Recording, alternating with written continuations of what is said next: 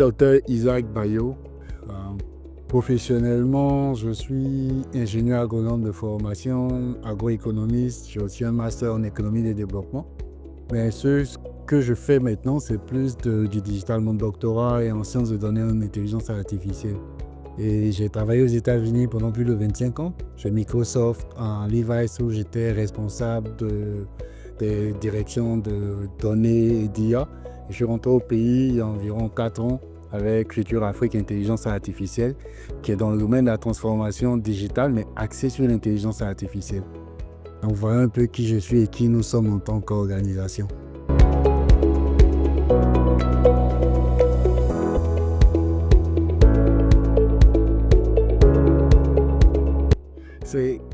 Il y a plusieurs définitions. On peut donner une définition scientifique, on peut donner une définition technique ou économique.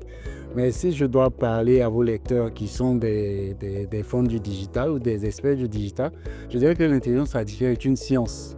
Un peu comme la physique, un peu comme les mathématiques, avec plusieurs domaines. Il y a le domaine de l'ingénierie des données, il y a le domaine du prompt engineering, il y a le domaine de l'expérience utilisateur. Donc, c'est pratiquement une science qui permet à des machines, à partir des données, d'inspirer l'homme à prendre de meilleures décisions ou même de remplacer les décisions humaines.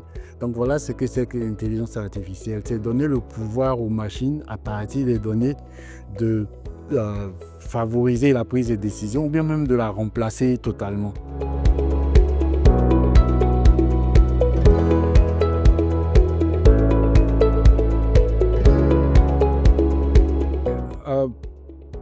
Politiquement, l'intelligence artificielle a pour objectif de faire ce que celui qui la code veut.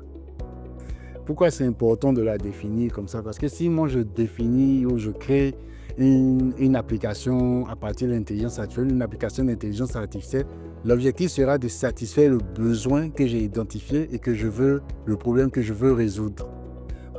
C'est ça l'objectif. Mais on vous dira globalement que ça a pour but d'améliorer la qualité de vie et tout, mais améliorer la qualité de vie de celui qui la conçoit. Voilà pourquoi il est très important et que je suis un fervent avocat de la souveraineté quand il s'agit des données de l'intelligence artificielle. Le but de l'intelligence artificielle, c'est de régler les problèmes, mais de régler les problèmes de celui qui les code.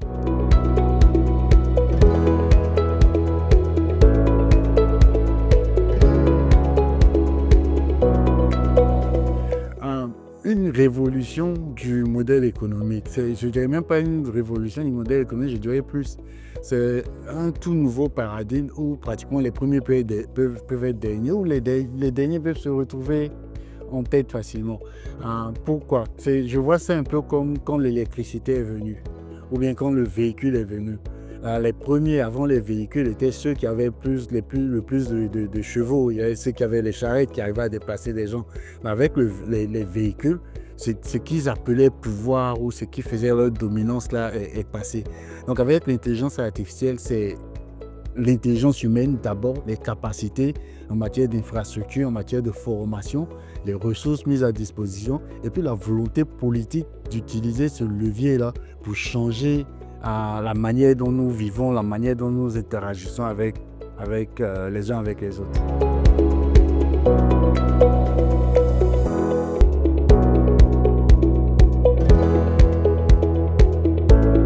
On a la possibilité de rattraper beaucoup de nos retards avec l'intelligence artificielle. On a la possibilité de mieux former notre jeunesse.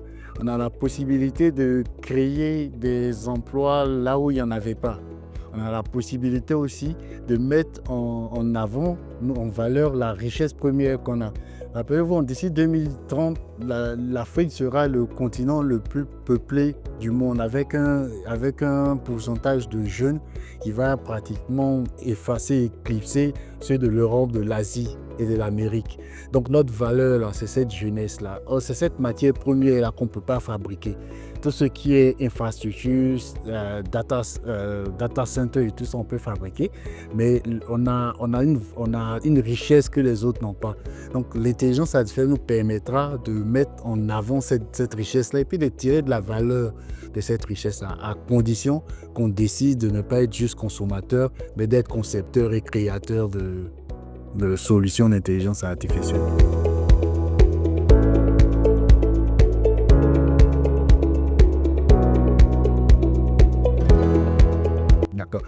C'est quelque chose qui existe depuis longtemps. Comme je l'ai dit, après 25 ans aux États-Unis, l'un de mes premiers rôles était de créer des applications intelligentes qui allaient à partir de votre historique de conduite, comment vous conduisez, comment vous freinez votre voiture, à quelle vitesse vous accélérez et tout, identifier combien l'assurance devait vous charger. Ça ne s'appelait pas encore techniquement intelligence artificielle, mais c'était des applications qui étaient basées sur des données et puis qui remplaçaient un peu la science, les décisions humaines.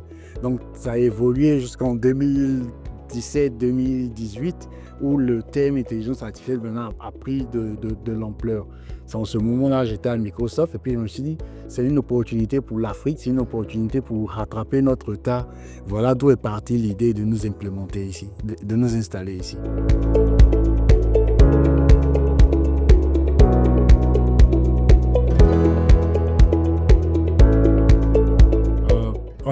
On fait de l'accompagnement, on a trois volets. On fait de l'accompagnement à la transformation digitale mais axé sur l'intelligence artificielle.